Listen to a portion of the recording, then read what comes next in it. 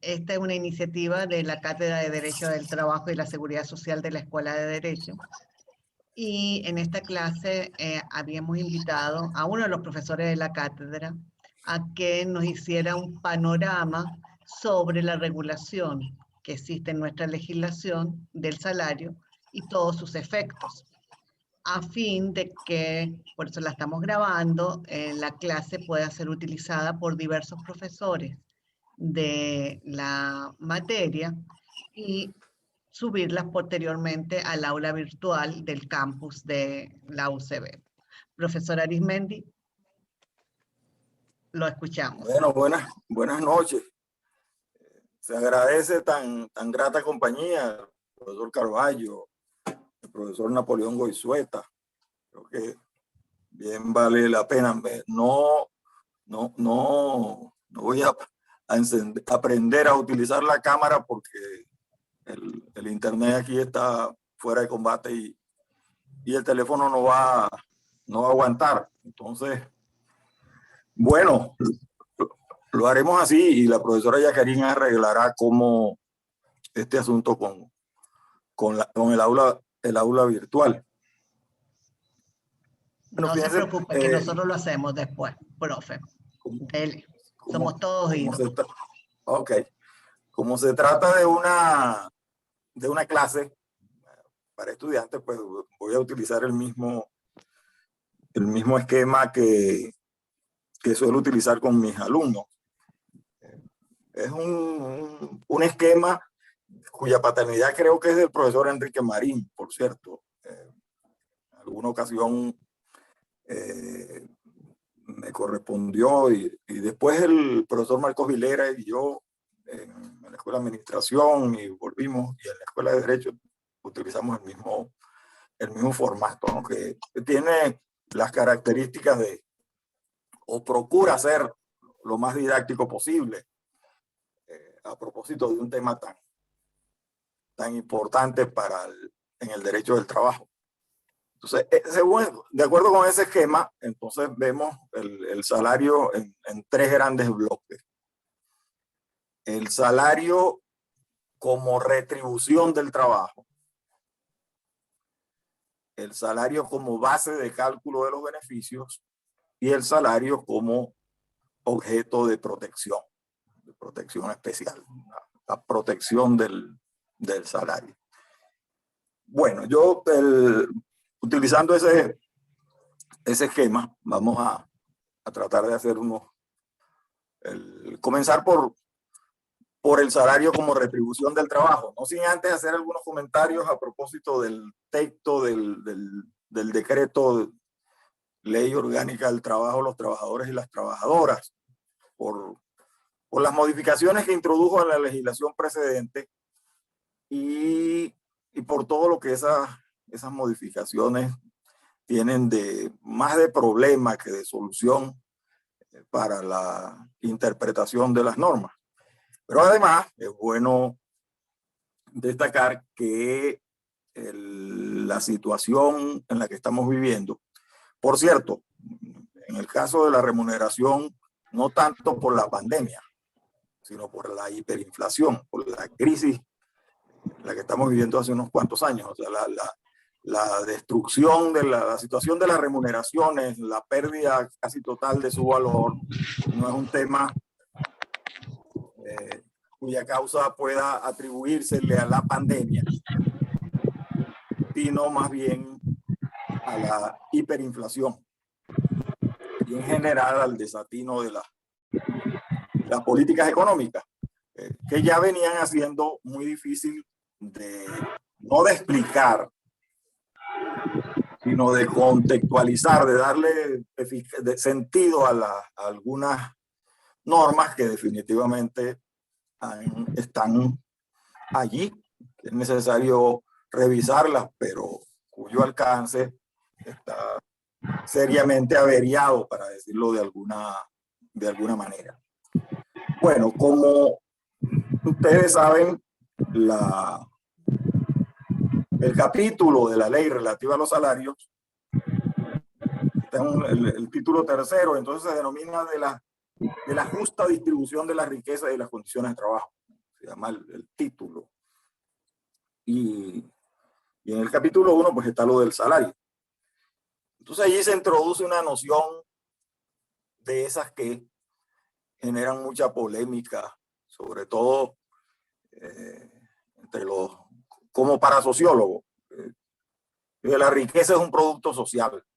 Entonces eso es lo que la primera oración en el artículo, en el abrebocas del título del capítulo relativo al salario. La riqueza es un producto social. Punto. Yo no voy a entrar en cuáles son los alcances de este asunto. Igual que se llueve en todo este capítulo sobre la justa distribución de la riqueza y se le atribuye al salario una manera de distribuir de manera justa la riqueza. O sea que es un poco difícil, pero bueno, difícil no de explicar que el salario sea la manera de distribuir de modo justo la riqueza, sino que nosotros estamos habituados a examinar este asunto dentro de las obligaciones que tiene el empleador. El salario es una de las obligaciones principales del empleador, pero además retribuye la labor que el trabajador ejecuta, o por lo menos la labor contratada, si tomamos la palabra al doctor Alfonso Guzmán para resolver algunos asuntos. Bueno, además hay otra constante en el decreto a propósito pero no solo con respecto al salario, respecto a otros asuntos también, que es repetir lo que ya dice la Constitución. El principio de suficiencia del salario está en la Constitución y está en la ley y se repite una y otra vez. El salario debe ser suficiente para la manutención del trabajador y su familia. Y el carácter alimentario de la remuneración también se llueve sobre lo mismo. En el artículo 98 se repite que el trabajador tiene derecho a un salario suficiente que le permita vivir con dignidad y cubrir para sí y su familia las necesidades materiales, sociales e intelectuales. De eso hemos estado hablando mucho en los últimos tiempos, precisamente porque lo que hoy perciben los trabajadores venezolanos pues difícilmente puedan alcanzar para eso, ni sabemos cómo es que es la justa distribución de la riqueza. Un poco difícil eso. Pero además dice que el salario goza de la protección especial del Estado, que en el esquema que nos hemos propuesto es la última parte. Y constituye un crédito laboral de exigibilidad inmediata. Y que la mora en su pago genera intereses. Bueno, no, ahorita está distorsionado el modo como se paga, lo que se paga, todo a fin de cuentas está en precaria situación, por decirlo menos. Pero entrémosle al asunto. Y voy a hacer otro comentario sobre la fijación del salario, porque nosotros enseñábamos, o estamos acostumbrados a enseñar, que con respecto al salario rige el llamado principio de la libre estipulación, que las partes se ponen de acuerdo sobre el monto de la remuneración, y que esa remuneración tiene dos límites, el monto de la remuneración. Uno es que no puede ser inferior al mínimo fijado nacionalmente, y el otro es que debe respetar el principio según el cual a trabajo igual corresponde igual remuneración, a trabajo prestado en condiciones iguales, igual remuneración. Bueno, la norma nueva introdujo en su artículo 100, la ley nueva, unos requisitos para la fijación del salario. 1, 2, 3, 4 y 5 en en el artículo 100. El primero es que el monto del salario debe satisfacer las necesidades materiales, sociales e intelectuales, y volvemos a repetir lo mismo que dice en la Constitución, del trabajador o trabajadores y sus familiares dependientes, que le permitan vivir una vida digna y decorosa. Esa es la primera regla para la fijación del salario. Lo segundo es lo de la justa distribución de la riqueza, y además dice que debe reconocerse que el trabajo tiene más valor que el capital. Vaya usted a saber.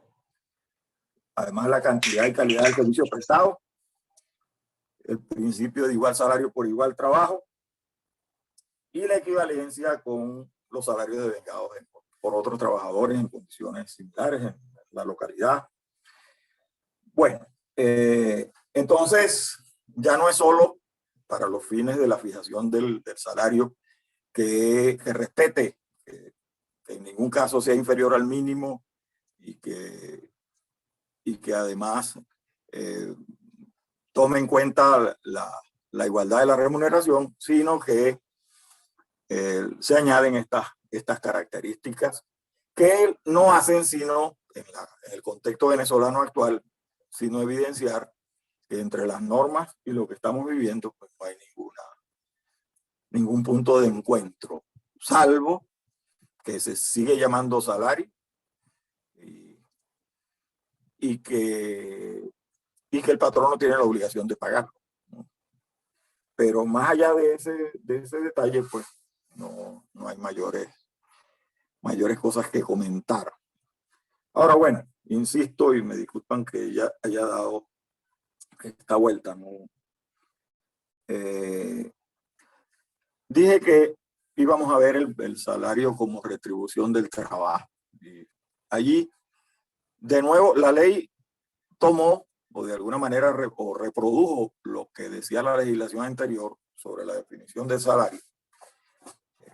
Salario es todo ingreso, provecho y ventaja que el trabajador perciba por la labor que ejecuta, por la existencia de una relación de trabajo, por la existencia del contrato, como dice el convenio 95 de la OIT.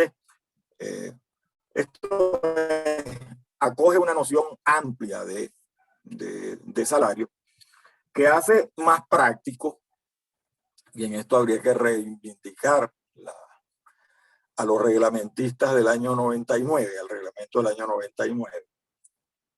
Es más fácil identificar qué no es salario de lo que es, en términos didácticos además, porque hay una larga enumeración allí de elementos a título indicativo en el ahora artículo 104, antes era el artículo 133, pero el dato más resaltante es que la remuneración, el salario, es todo ingreso, provecho o ventaja que el trabajador perciba por la labor. Y entonces dice, entre otros, tales y tales elementos, ¿no? Entonces la pregunta lógica es, bueno, ¿y qué no es salario? Esto fue lo que en el reglamento de 1990, artículo 72, entonces se tomó por eso. Vamos a decir más bien lo que no es. Y entonces se señaló que son percepciones las percepciones no salariales, son aquellas que no ingresan al patrimonio del trabajador, las que no fueren libremente disponibles por el trabajador y las que estuvieran destinadas a reintegrar los gastos en que hubiera incurrido el trabajador con ocasión de la prestación de su servicio y cuyo coste debe ser asumido por el patrono o empleador. Además, el literal D dice que debe proporcionar al trabajador medios, elementos o facilidades para la ejecución de la labor, tales como herramientas, uniformes, eso que está señalado allí en ese que fue el artículo 72 del reglamento de la ley. Bueno, tampoco supimos nunca por qué fue derogado en la versión actual del reglamento. ¿Por qué lo excluyeron? No tengo ninguna noticia. Pero bueno, nosotros insistimos en estas actividades pedagógicas, en pedirle a los estudiantes que aun cuando esté derogado lo tomen como referencia para identificar cuáles son las percepciones no salariales. Entonces, las que no ingresan al patrimonio del trabajador, las que el trabajador, por razones obvias vinculadas al anterior, no pueda disponer libremente, las que estuvieran destinadas a reintegrar gastos y las que se le proporcionen al trabajador para la realización de la labor, uniformes, útiles de trabajo, etcétera, etcétera. Eso me parece que es lo básico en este asunto, ¿no? Tenemos una definición, repito, muy generosa de la remuneración, según el cual todo ingreso, provecho o ventaja es salario. Lo que no es salario es lo que acabamos de identificar en ese artículo 72. Lo que no ingrese al patrimonio, lo que no sea libremente disponible y los otros dos, los útiles de trabajo, etc. Además, y esta es en el diálogo tripartito que originó las normas del viejo artículo 133, habíamos llegado hasta allí, en la definición, y después se hablaba del salario normal. El Congreso, cuando discutió el tema, añadió la norma relativa a los beneficios sociales no remunerativos. Con lo cual, con todo y que puedan, y algunos efectivamente es así, no solo que ingresan al patrimonio, sino que son libremente disponibles, el legislador optó por el camino de decir, estos ingresos del trabajador, estos beneficios, y los denominó beneficios sociales no remunerativos, pues no forman parte del salario. De modo que no forman parte del salario, lo que acabo de leer según el artículo derogado del reglamento, pero tampoco forman parte del salario los que el legislador expresamente excluyó, denominándolos beneficios sociales no remunerativos.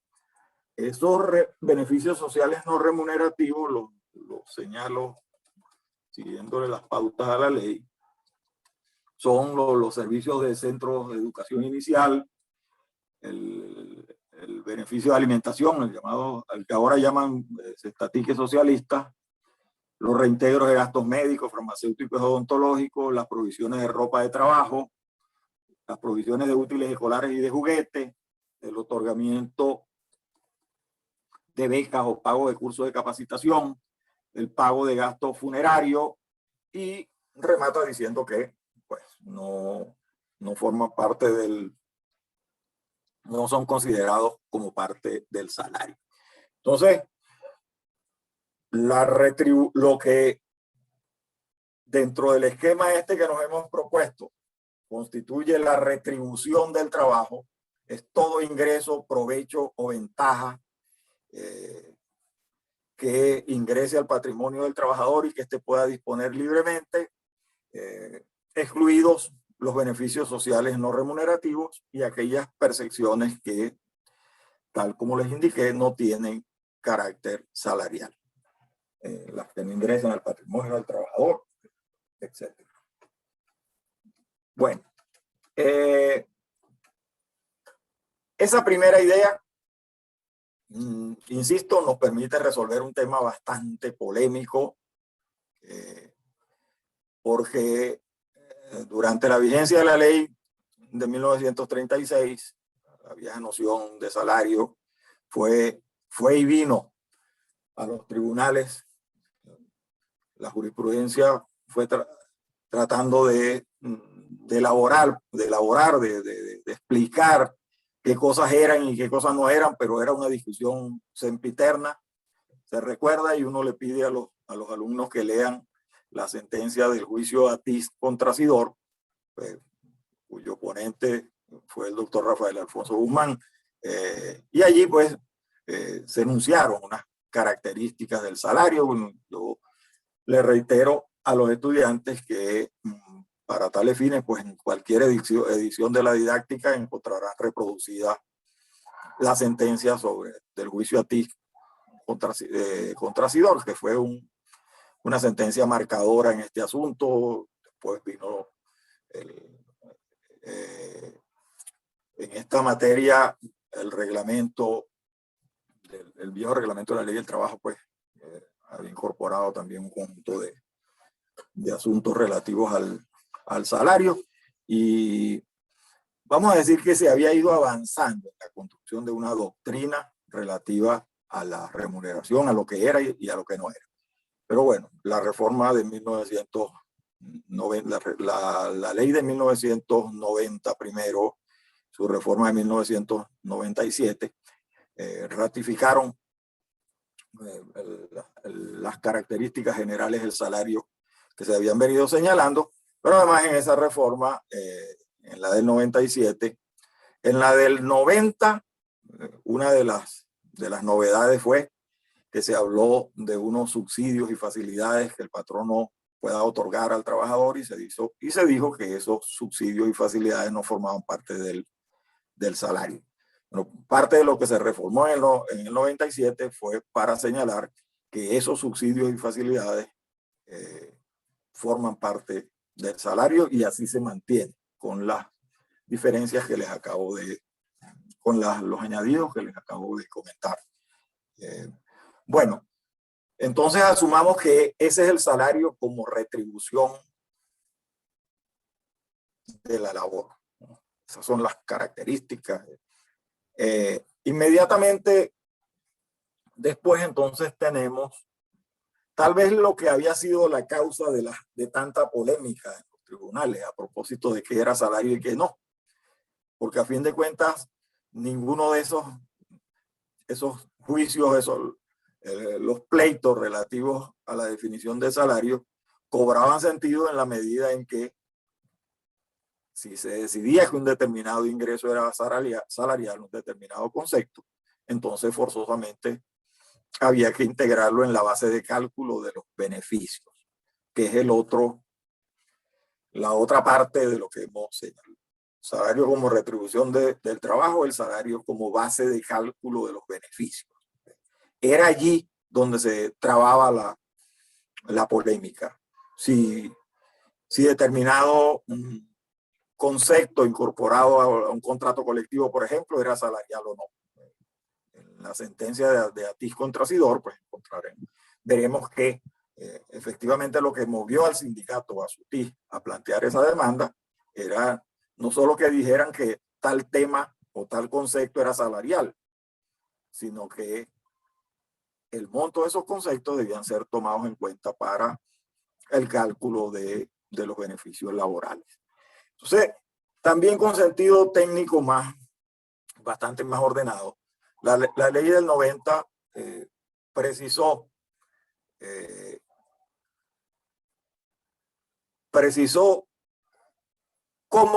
con cuál base salarial se calculaban o con cuáles conceptos debían integrar el salario para los fines de determinar el monto de los beneficios. Y en ese sentido también utilizamos dos variables, dos elementos básicos que están asociados a lo que tradicionalmente se conoce como las clases de salario. Para simplificar el asunto, nosotros solemos decir que hay un salario fijo, el salario por unidad de tiempo, que por regla general, pues, es un monto que se mantiene permanente. Y el otro tipo de salario genérico es el llamado salario variable, que incluye varios salarios por piezas a destajo, por tareas, todos estos son a comisiones, todos estos son modalidades de salarios variables. Para los fines de determinar la base de cálculo, entonces, claro, en el caso del salario convenido por unidad de tiempo, se utiliza la categoría, también receptada en la ley, del salario normal. La base de cálculo es el salario normal. También un tema polémico, cuáles conceptos pueden ser, no hacen parte del salario normal. La ley se ocupa de decir que para sus fines, el salario normal es la remuneración devengada por el trabajador o trabajadora en forma regular y permanente por la prestación de su servicio. Y que por tanto se excluyen las percepciones de carácter accidental, las derivadas de las prestaciones sociales y las que esta ley considera que no tienen carácter salarial. La verdad es que allí esa redundancia se viene arrastrando desde hace algún rato. Si no tienen carácter salarial, no pueden ser salario normal. Es como obvio. Y si las prestaciones sociales, pues son más bien uno de esos beneficios que se causan o que deben pagarse cuando termina la relación, entonces tampoco. Pero entiendo pues que la norma procura acentuar que las prestaciones sociales no son parte del salario. Tal vez es el concepto más preciado a la hora de calcular su cuantía. Pero bueno, entonces, si el trabajador tiene un salario convenido por unidad de tiempo, eso que solemos llamar un salario fijo, entonces la base de cálculo de los beneficios es el salario normal. Ya les indicaré para cuáles cosas sí, para cuáles cosas no.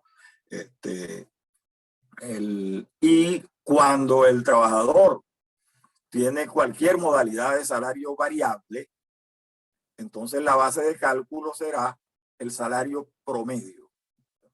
El promedio de lo devengado en determinados periodos de tiempo. Bueno, ¿cuáles son los beneficios?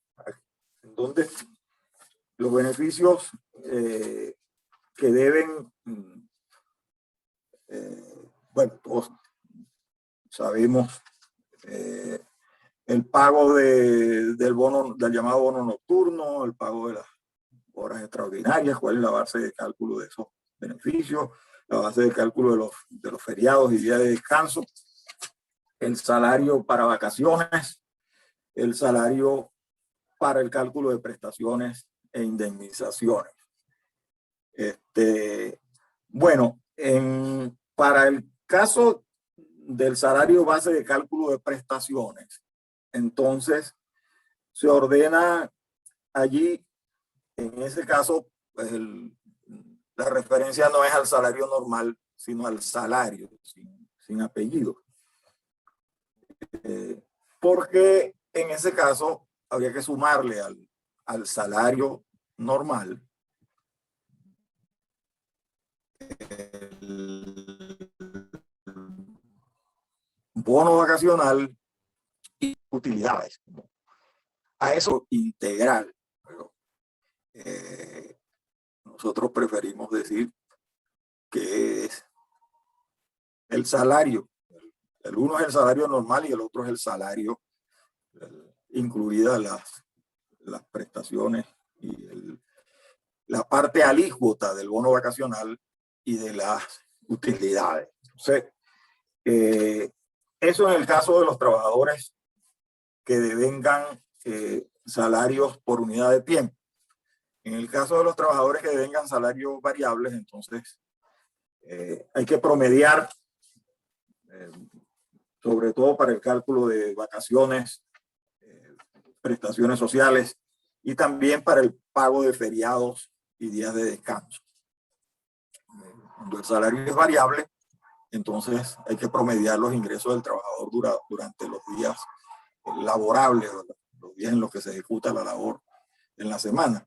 Y sobre esa base se calcula el monto de los días de descanso y de los días feriados. En el caso de las vacaciones, si el salario es variable, dice en caso de salario por unidad de obra, por piezas o a destajo o a comisión, será el promedio de salario normal devengado durante los 3 meses inmediatamente anteriores a la oportunidad del disfrute ¿De dónde tomaron esto de los 3 meses? No, ¿por qué 3 meses?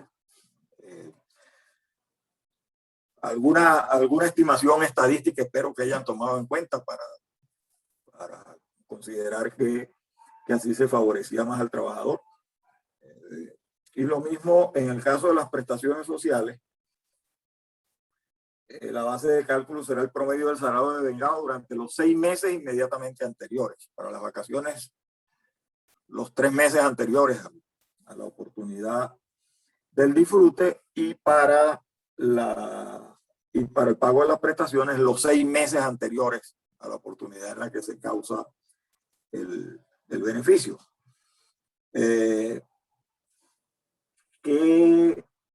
¿Cuál es repito, si no recuerdo mal, en la ley anterior se hablaba del promedio de lo devengado durante el año. En este caso se abreviaron en 3 para las vacaciones y a 6 para las prestaciones y las indemnizaciones. Bueno, ese es en líneas gruesas el tema del salario como base de cálculo. Para los trabajadores contratados por unidad de tiempo, entonces se utiliza el salario normal. Y cuando los trabajadores tengan salarios variables, ya sea porque trabajen por tarea, por pieza, comisión, cualquier modalidad de salario variable, entonces se requiere promediar la remuneración.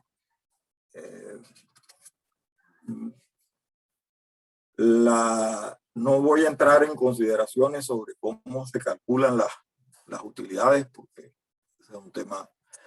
Entiendo que la profesora Ana Perdomo va a dictar una clase sobre cálculos, y entonces a lo mejor allí resuelven ese asunto. Por lo pronto quería decirles que esas son las nociones sobre el salario como base de cálculo. Uno de la trascendencia de la noción de salario es no solo que retribuye la labor, sino que también es la base de cálculo de los beneficios laborales, ¿no? Y que para cuantificar, para determinar con la mayor precisión posible qué base de cálculo debe utilizarse, entonces el operador, o el estudiante, el que vaya a a cuantificar esos montos, tiene que saber diferenciar cuando estamos en presencia de un trabajador cuyo salario está pactado por unidad de tiempo, tiene un salario fijo, y un trabajador que tiene salario variable, para lo cual, y que requiere, para cuantificar los beneficios, promediar esos ingresos. Hay otros asuntos vinculados a este tema sobre el pago del salario, la oportunidad del pago, pero tampoco creo que esto pueden los estudiantes revisarlo en el propio texto de la ley sin mayores problemas. El salario debe ser pagado periódicamente y en moneda de curso legal, además. Yo creo que periódicamente se paga. ¿En qué moneda? También, pero allá no se paga cuando estas normas se diseñaron, los pagos eran en dinero efectivo, como dice la norma. Ahora, bueno, los bolívares no se ven por ninguna parte, ¿no? A nadie le pagan en efectivo, sino con transferencias, y ya no sabemos qué cuantía. Y ahora en el sector privado pues se están utilizando pagos, un tanto pagos en lo que llaman ahora moneda dura, en dólares. Ese es otro tema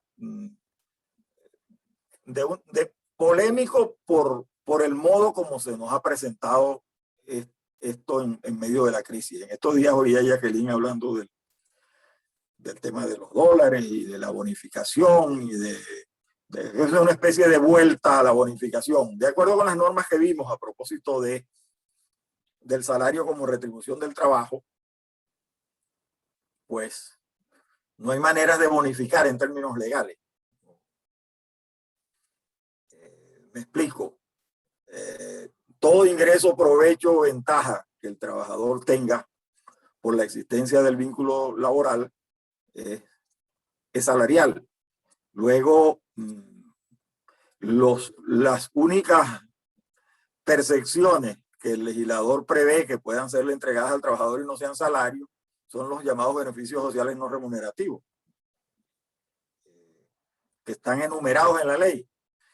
Como bien enseña el profesor Carballo, esos beneficios sociales no remunerativos son los que están allí y no otros. Porque se supone que esa es una excepción a la regla. Estos que yo señalo aquí, dijo el legislador, no son salarios. Todo lo demás es salario. Luego no se pueden crear beneficios sociales no remunerativos por acuerdo entre partes, porque siendo una regla de excepción, son las que el legislador ha señalado. Entonces, creo que, por ejemplo, hay más bien unas situaciones allí que a mí me han llamado poderosamente la atención, o no tan poderosamente, porque ya uno va como que habituándose a que en la medida en que la crisis se alarga, a que hay unas situaciones que simplemente ocurren. O sea, por ejemplo, no se puede pagar el salario con comida. Con entrega de esta especie de intercambio, le pagan a la gente la comida que le proporcionan a los trabajadores del hogar, no me estoy refiriendo a eso, a la alimentación, sino a lo que ha comenzado a ocurrir con el tema de la harina pan y el azúcar y de lo que ocurre en la industria de la alimentación, que le proporcionan cestas a los trabajadores.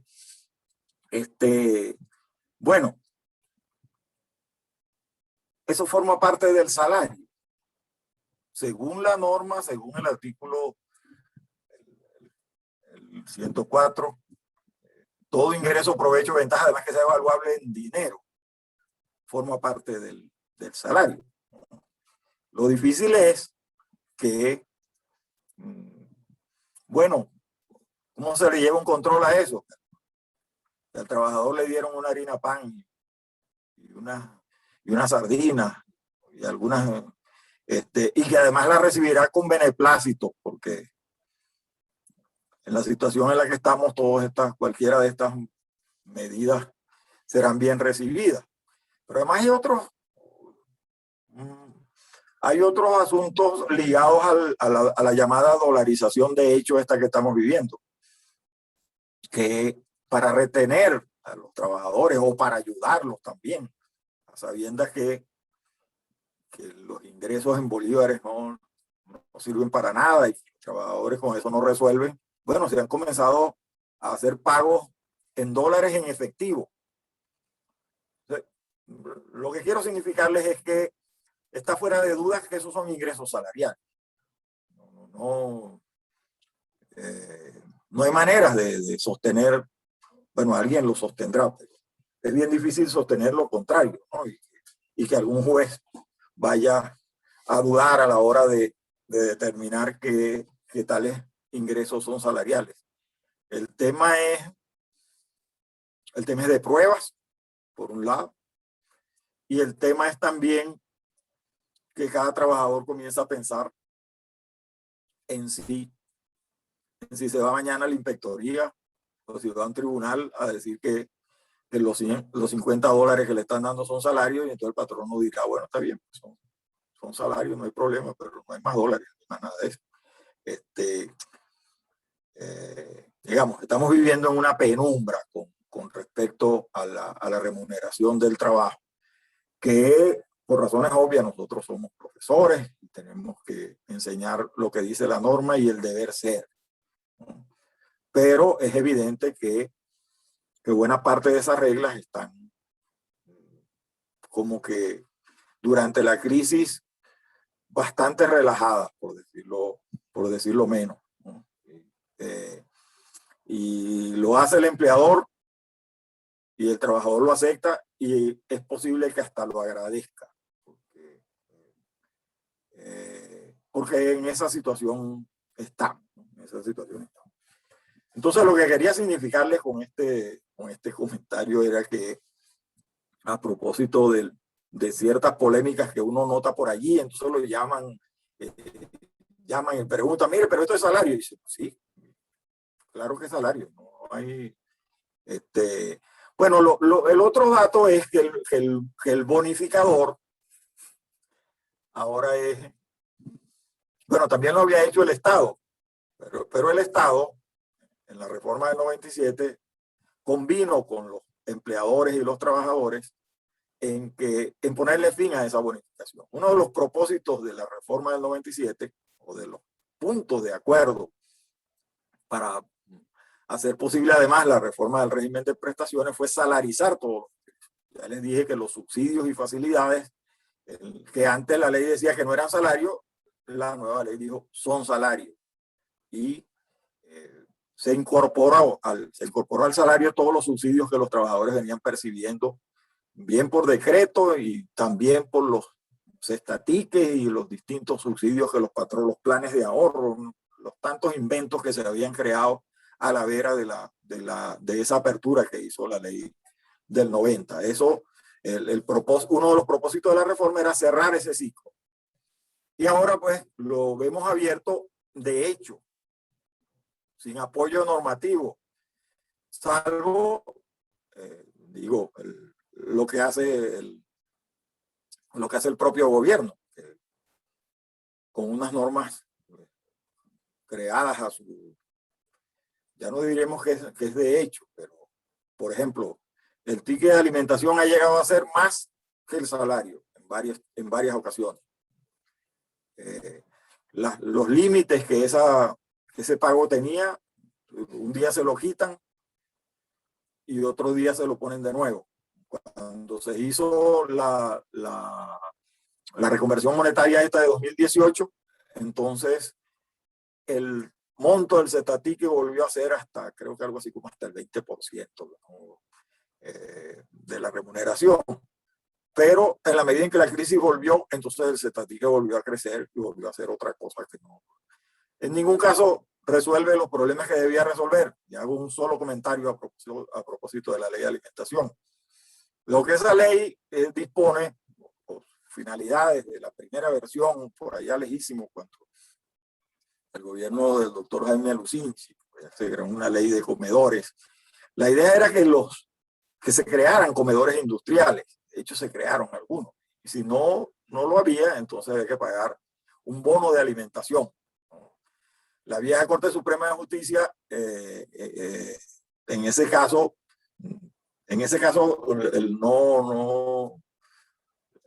la Corte sentenció a favor de la inclusión en el salario de lo que se llamó bono compensatorio, pero el bono de alimentación y el bono de transporte los dejó como bonificaciones. Pero insisto, lo que quería señalar es que la finalidad que se le atribuye ahora a la ley de alimentación es proporcionar una comida diaria. Que el trabajador tenga una comida diaria, que el patrono lo provea de una comida diaria.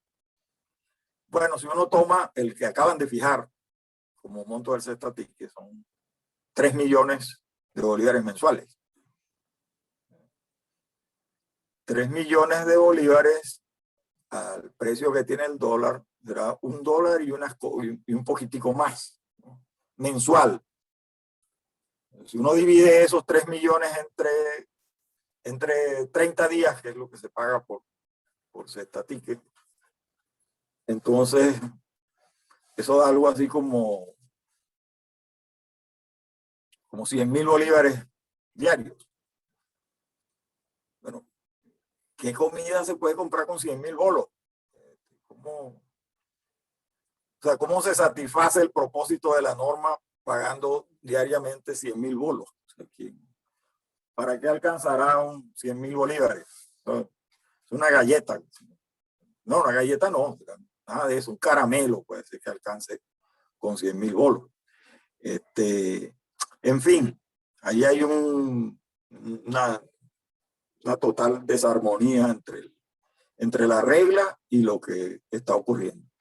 Pero bueno, aquí pido excusas si es que mezclé mucho el tema de la retribución del trabajo con el tema de la base de cálculo, pero lo que quería decirles es que lo que se percibe por ticket de alimentación y estas cosas que el gobierno, hay otras en paralelo, porque el decreto ley dice que para ayudar a la familia y para proveer, entonces el Estado debe proveer servicios gratuitos de salud y de educación. A esas dos cosas es a las que hace referencia. Bueno, ahora también hay otra polémica, que tenemos otra polémica abierta con ocasión de los subsidios que el gobierno proporciona a los trabajadores por la vía de la patria y estas cosas, ¿no? Pero bueno, esas podrían decir ellos mismos que no están directamente vinculadas a la prestación de servicios, sino que son subsidios ajenos a la relación de trabajo, aun cuando el presidente de la República dice que son algo que ellos llaman salario social, ¿no? Entonces, ya tendremos ahí otra polémica a propósito del asunto, porque si esa es la finalidad, entonces entraría en la noción de salario, ¿no? No creo que vayamos a llegar a discutir este asunto. Yo espero que las relaciones laborales se reconstruyan y tengamos otras premisas sobre las cuales evaluar salarios y otras cosas que estos inventos. Pero a fin de cuentas, el bonificador ahora es el Estado. Y hay otros, y siguiéndole las pautas del Estado, entonces se han generalizado el pago de beneficios o de, como lo querramos llamar, de salarios de pago que son salariales de acuerdo con la ley, pero a los que no se les reconoce esos atributos, ¿no?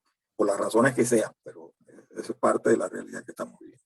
Bueno, la última parte del esquema, y creo que ya voy lejísimo, es lo relativo a la protección del salario. También allí el decreto hizo unos cambios radicales con respecto a la legislación anterior. Y bueno, uno se cansa de criticar, pero entiendo que a los fines pedagógicos vale la pena alertar sobre algunas inconsistencias que son notorias en el texto de esa ley a propósito de la protección del salario. Bueno, porque es otra de las características de los actos de los señores que gobiernan, que todo se hace a nombre de proteger más al trabajador, y entonces no se guardan las debidas proporciones. Por ejemplo, hay dos largas normas, el 148 y el 149. Bueno, primero debo decirles que siendo el salario dentro de sus características, pues una obligación alimentaria, retribuye el trabajo, todo lo que hemos dicho es la base para que el trabajador y su familia puedan mejorar sus condiciones de vida. Entonces también el salario pues, es objeto de protección especial. Eso está declarado en la Constitución y desarrollado en las leyes. El salario debe ser protegido. Pero generalmente, ¿a qué se circunscribía la llamada protección del salario en Venezuela? Aunque a dos grandes asuntos, o más bien a tres. A establecer un privilegio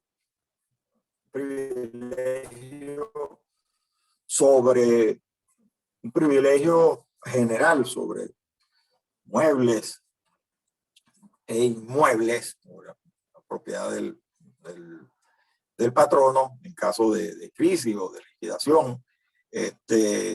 Y además se establecía la inembargabilidad de los salarios en el caso del trabajador y unas reglas para los casos en los cuales el trabajador, cómo amortizar las deudas que el trabajador adquiriera con su patrono en el curso de la relación de trabajo.